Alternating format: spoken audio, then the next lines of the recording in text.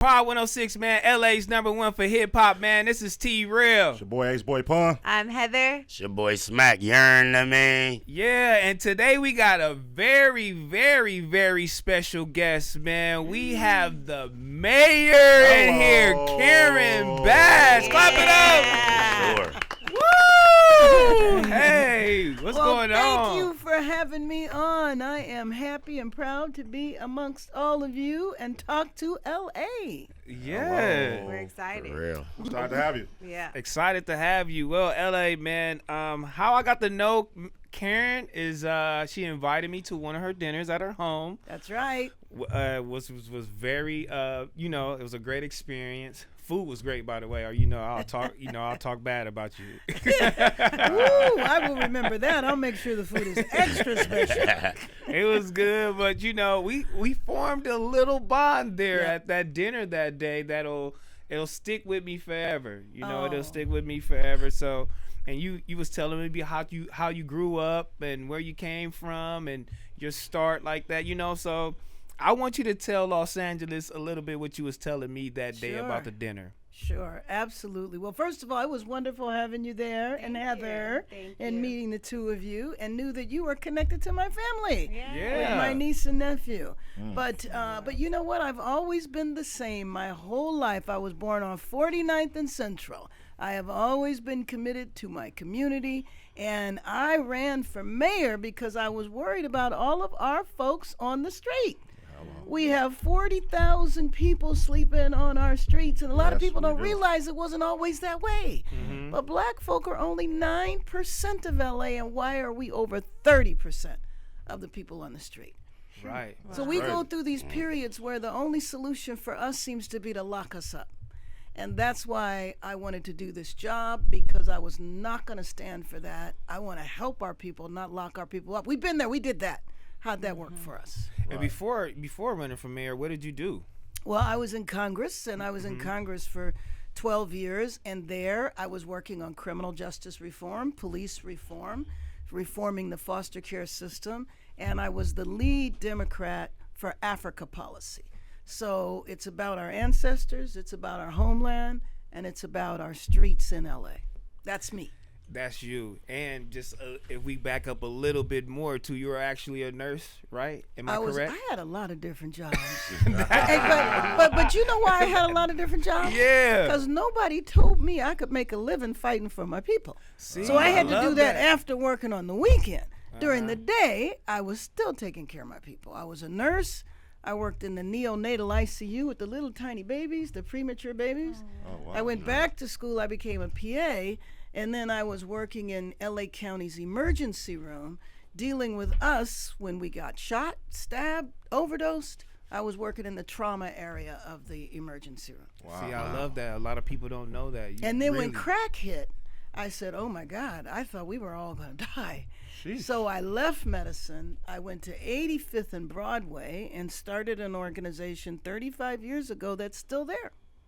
Oh, wow. to this day, see, nobody don't know that. I love that. You really for the people. For the people. For the Right. people. And she really grew up in the ghetto. And the trenches. ghetto. She said 85th and Broadway. I said, oh, we speaking the same language. Right. Okay, so we are speaking the same language. You Facts. here, you was there, you was doing it. My mom was in Martin Luther King Hospital too.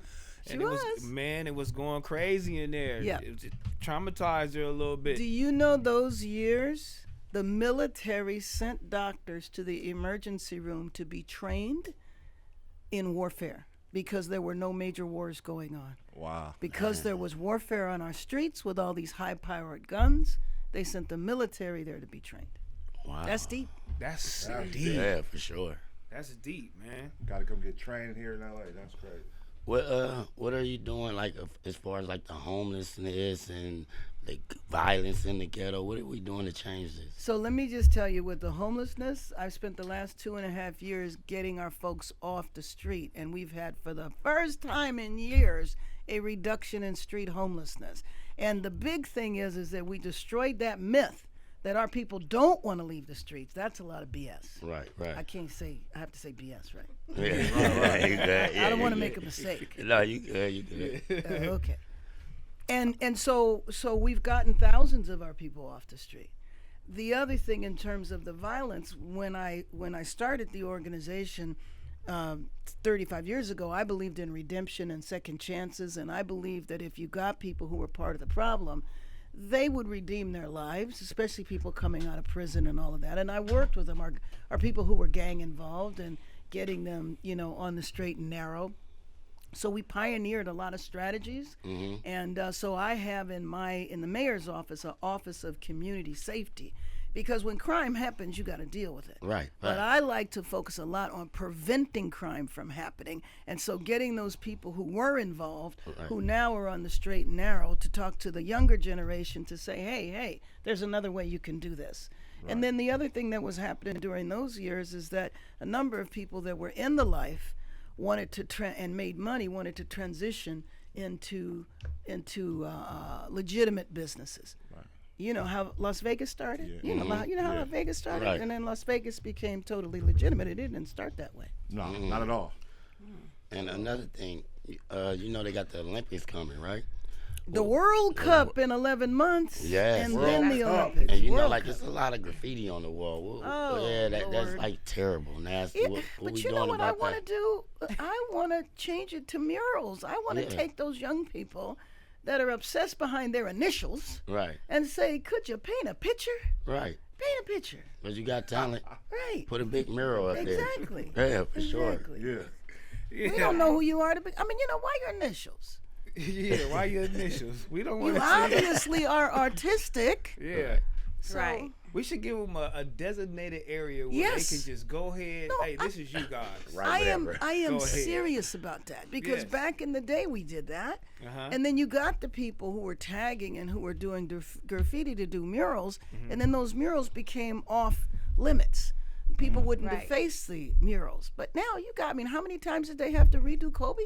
Right. What is that about? I mean, he is a legend. Yeah, but why it was a beautiful mural. I know, right? Yeah. Yeah. Let's go back to homelessness. Can you speak more into like the permanent housing situation? Sure. So my first objective is, if you're on the street, we got to get you off the street so you don't die. Because 5 people die every day. 5 people didn't wake up this morning, okay? We got to get you off the street. We put you in a motel, and then we begin to address why your life fell apart and you wound up on the street to begin with. And there's a lot of reasons. Then after that, get you into permanent housing. But we got a lot of problems along the way, because the permanent housing isn't being built fast enough. So what we used to do is we used to say, you stay on the street until we build you something. I think that's crazy, because our people are dying on those streets. So we have to come up with a better system. I have an initial one, but we need to improve it, where you can stay off the streets for like a year and a half while you're waiting for your housing. We thought it was going to be much less time than that, but reality as it isn't. It takes a long time. Yes. So the homelessness programs, you guys are just beefing up on those. And the numbers came out a couple of weeks ago, and some people question the numbers, but 3 different sources verified the numbers. Yes. Right. That's great. So for the people who feel like homelessness is getting worse, for the Angelinos, what do you feel like, they should know about that? Like, I feel like it's getting worse. Right. You know what? Typically that's if you live near encampments. You know what I mean? I mean, if the encampment near you has not been cleared, then you don't see a difference. And you know how like if you live someplace and they demolish something on the corner and you knew it was there and then you forget what had been there before? So we've removed over 100 encampments. Like, for example, in Hollywood, 50% decrease in encampments in Hollywood. There were encampments all up and down Sunset and Hollywood Boulevard, and they're not there anymore. I think after a while, people drive by and forget they were there in the first place. Right. But they're not there. I was seeing a lot on the side of the 101 freeway, too. Right. Did you guys clean that up? We have. Skid Row. Now, we've removed hundreds of people from Skid Row, but there's thousands of people there. Right. So unless you drive by Skid Row all the time, you wouldn't notice a difference at all. And there are some encampments that we haven't been able to get to. Not that they refuse to move or anything like that. It's just a matter of resources. But, one thing that people should know about encampments is they're communities. Those are communities. And one of the reasons why we have succeeded in getting rid of the encampments is because when we go there, we take everybody. Right. What they were doing is they would cherry pick we'll give you housing and you housing, you housing, but you guys have to wait. We go, no, everybody here, we got a hotel for you and you can all go, and we take the people together. And that's why we've been more successful. We've had very few problems. Now, the people who won't go are the people who are so profoundly ill that they don't even know they're on the streets. You know, and then everybody assumes that the people on the streets are drug addicts or mentally ill, Right. but they don't realize that a lot of the addiction comes after you've been on the streets. You use meth to stay up at night so you can survive, especially women.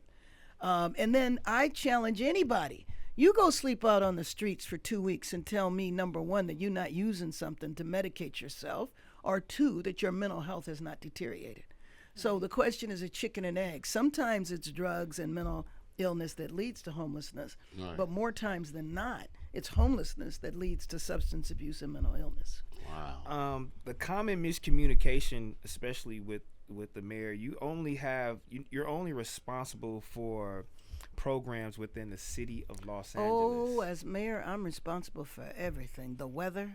Why is it 80 degrees today and not 90? Yeah. How come I haven't changed the insurance industry? I mean, part of what I have to do is teach in terms of, yes, just the city, which means Altadena is not in the city of Los Angeles. Altadena actually is not a city. Yeah.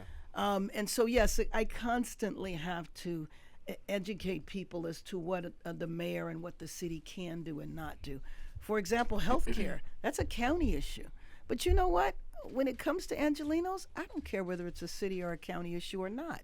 I'm not going to say, well, I can't deal with your health because because it's a county issue. Then I'm going to advocate in the county for you who are in the city. Let's get right in here.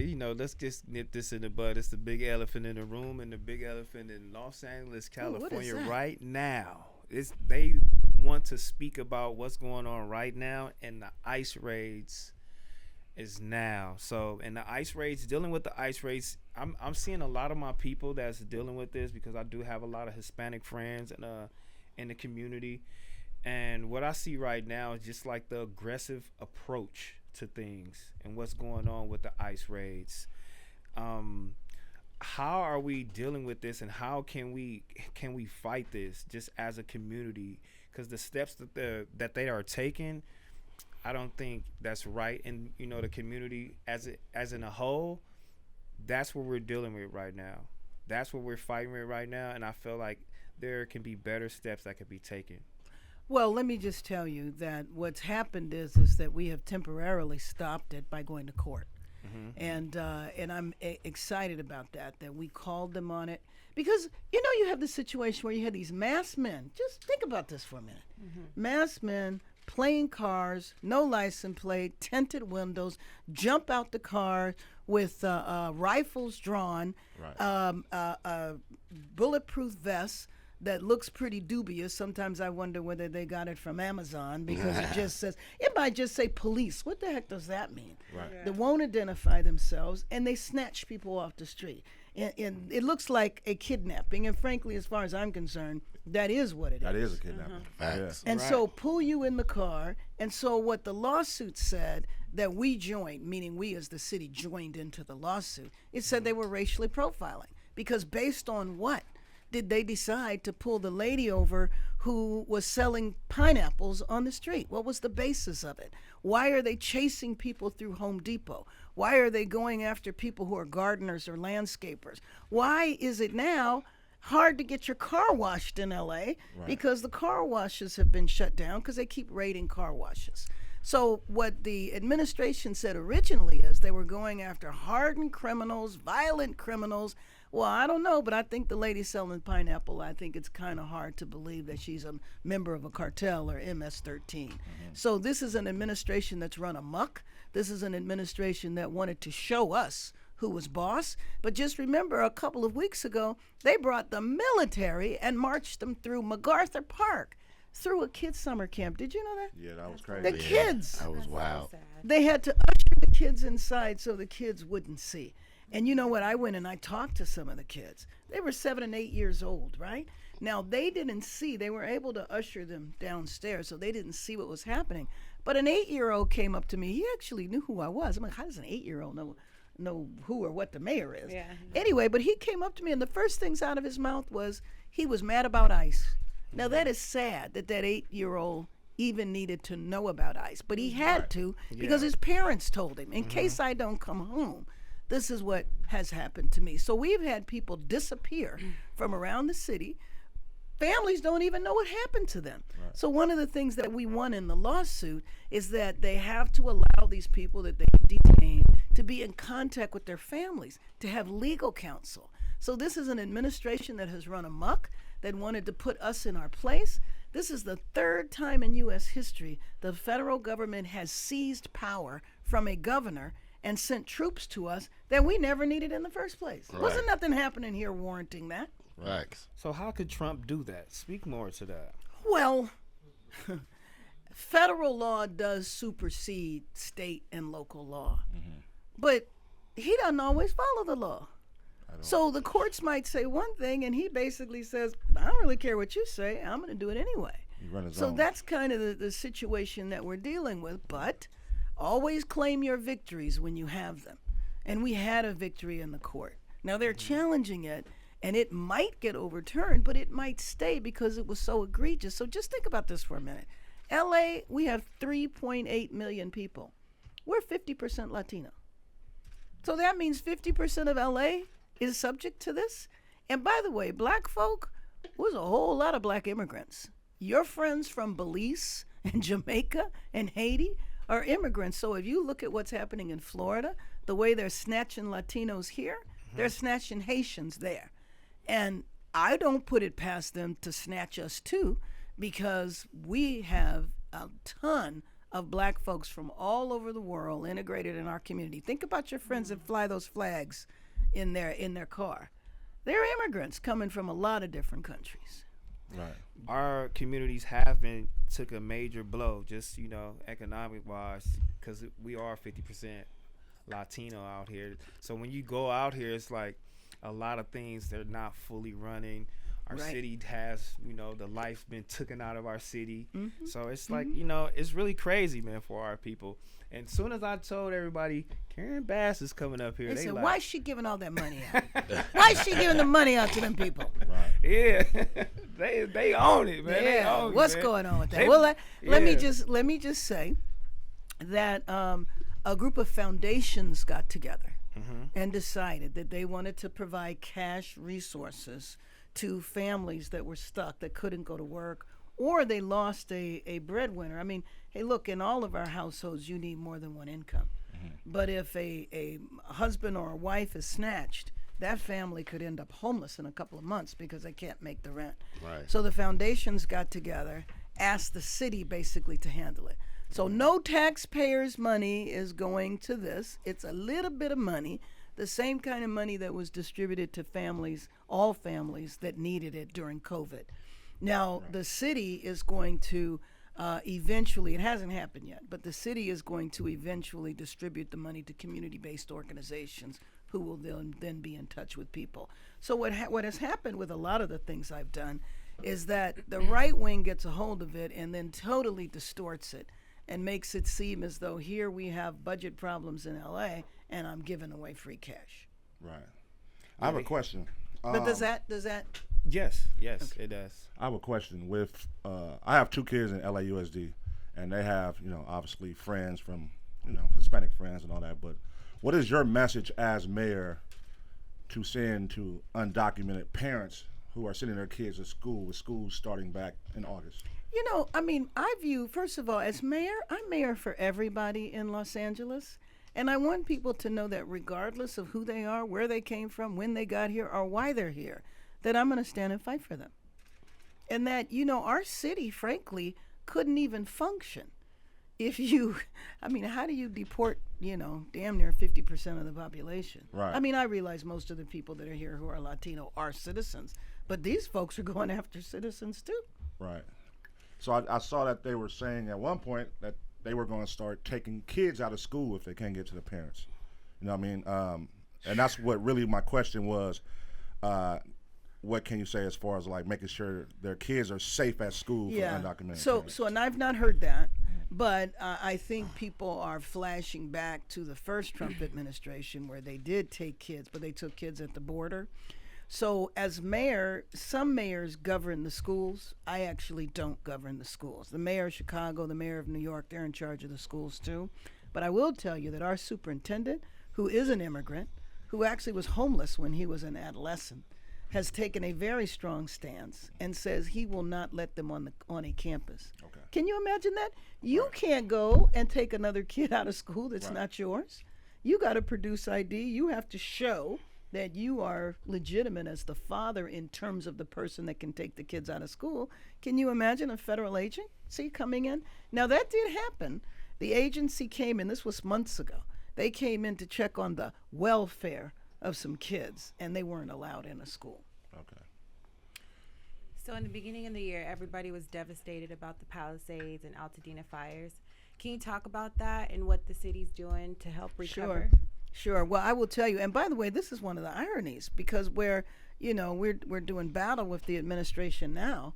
In the wildfires, the administration was extremely helpful by sending an unprecedented number of Army Corps of Engineers out, and that's why we're on track we're clearing out things in the Palisades faster than has been cleared out in other fires, 6 to 12 months. We're ahead. So now rebuilding is beginning. We have about 700 permits that are in the queue waiting for their approval. We've already approved over 250. Structures are already going up in the Palisades, but I will tell you that an individual that loses their house, it doesn't make them feel any better for me to sit up here and talk about how fast it's going. Yeah. Because you still are out of your house. Right. And losing your house was a lot more than a building. You lost memories. And you lost relationships because the Palisades, just like Altadena, was a very tight community. And so those relationships are scattered, and that's very traumatic. But one thing that I have focused on also is making sure that the community area gets rebuilt. And that's something that typically doesn't take precedent. So by community area, I mean the city-owned land there where there was a library, a rec center, and a playground. The playground has already been rebuilt. There's going to be a ribbon cutting in a few weeks. There's going to be a temporary structure for the library up by September.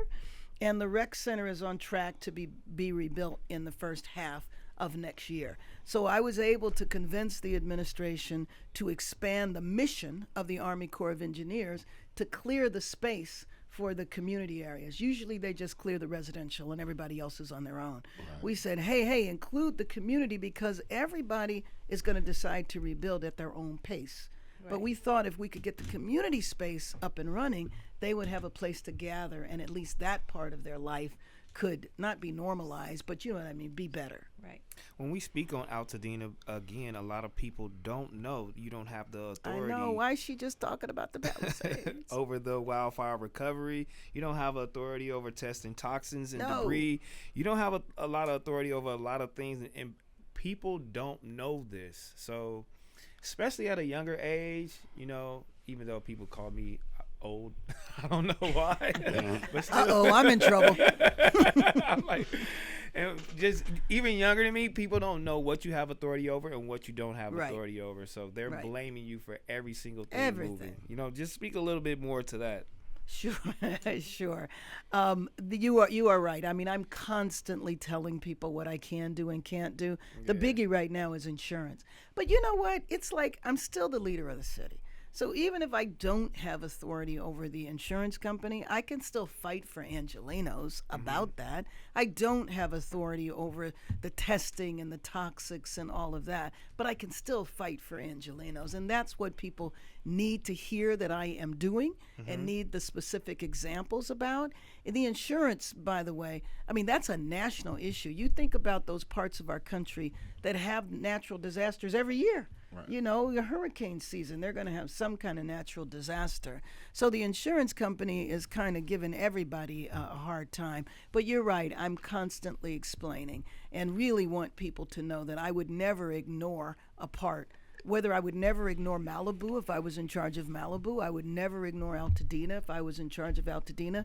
But the only area impacted by the fires that I have responsibility over is the Palisades. Okay. Can I ask you a Okay. question? What are you in LA doing proactively to ensure that future fires won't get this massive and out of control again? Right. And one, we have to begin to look at a lot of things in our city. For example, we used to have fire season. It was never in January.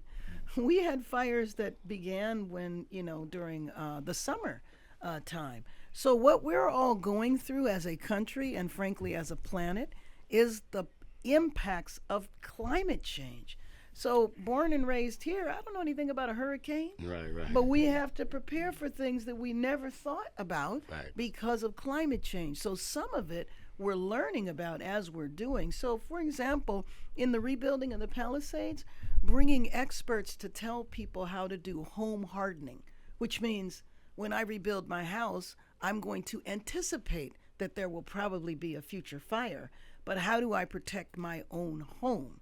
And so making sure that people have the resources, doing policies that incentivize people to take on home hardening. Some of the tougher issues is that there's some places that you should question whether they should rebuild or not. But it's pretty hard to say, I know your house burned down, but I don't think you should have a house there. Yeah. That's a private property issue. Right. And unfortunately, I won't be able to go, in that direction, because if it's your private property, you're going to do what you choose to do. We govern it to a certain extent.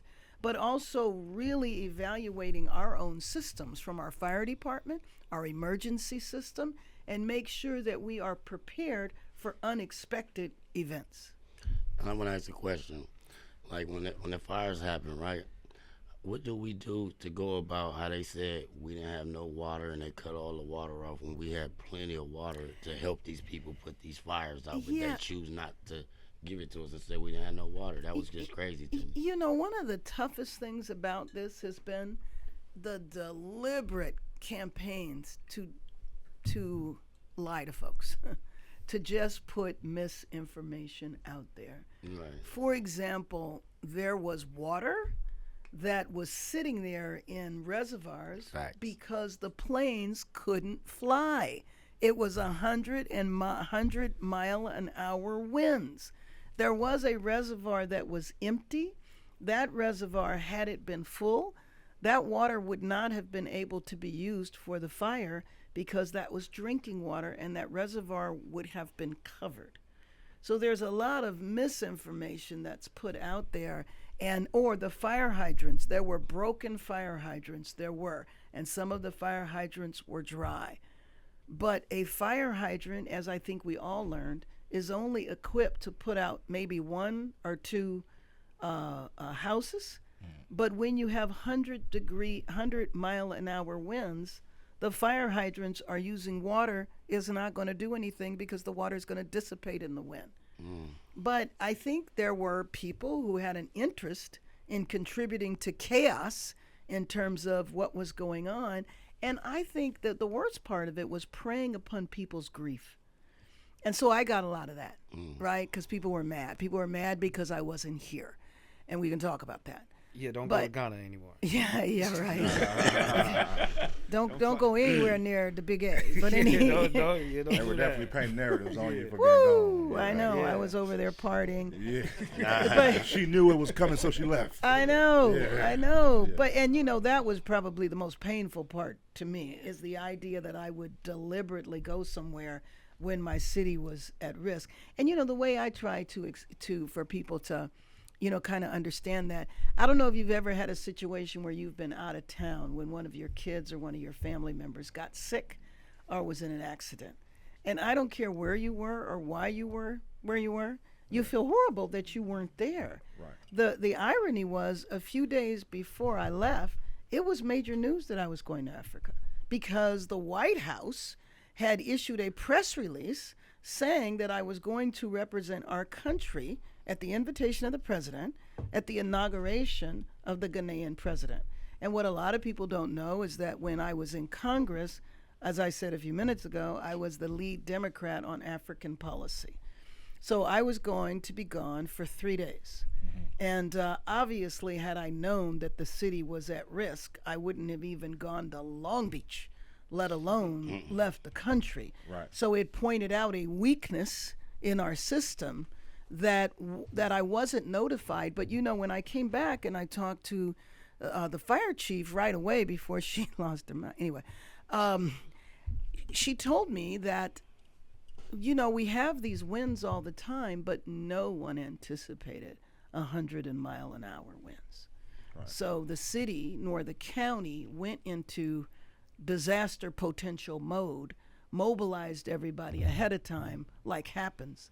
And so that pointed to a weakness in our system that we are addressing. But the overall thing I was raising is that now with climate change, we got to prepare for these things that we would have never even thought about preparing for. Santa Ana winds, you hear about that all the time. That happens every year. Yeah. All the time. Political campaigns are crazy to me. So, and there's a lot of narratives on you every single time.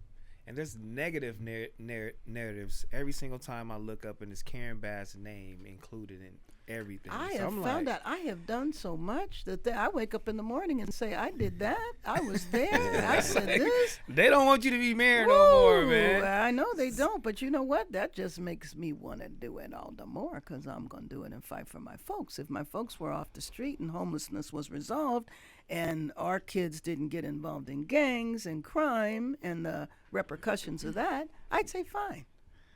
Yeah. We have the World Cup coming. We have the Olympics coming. I want our city as a whole to benefit from that. I want to make sure that our community gets a piece of the pie and that all communities do. I want to see the Olympics impacting citywide. South LA, we're going to, one of the things that happened in Paris is they had like these country villages. And so, for example, the country of Croatia, they're going to have their village in San Pedro. Well, we want to have Africa in Lamert Park and maybe downtown. Mexico, I talk a lot to the Council General from Mexico. That's going to be downtown at Alvera Street. And it's an opportunity that when the world comes, we don't want them to just go to Beverly Hills, the beach in Hollywood. We want them to come to Crenshaw. We want them to come to South LA, East LA, East San Fernando Valley. We want them to come everywhere. So I got more work to do. That's what I'm trying to say. That was actually a Yeah. question. So I'm not letting them chase me away. That was actually a question I had for you. Like, what was the plan so that the inner city could benefit from the Olympics and not just downtown? And so that was good. You just explained that. And we're working with our working. small businesses now so that they can be ready when contracts are there. But the Olympics, having these major events, and by the way, that's just two.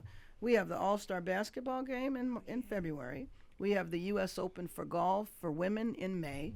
We have the World Cup in July. 8 games played here, but the World Cup lasts 40 days, so that's 40 days of parties and watch parties and all of that. 2027, we have the Super Bowl. 2028, we have the Olympics and the Paralympics. All of those should provide economic opportunities for our community.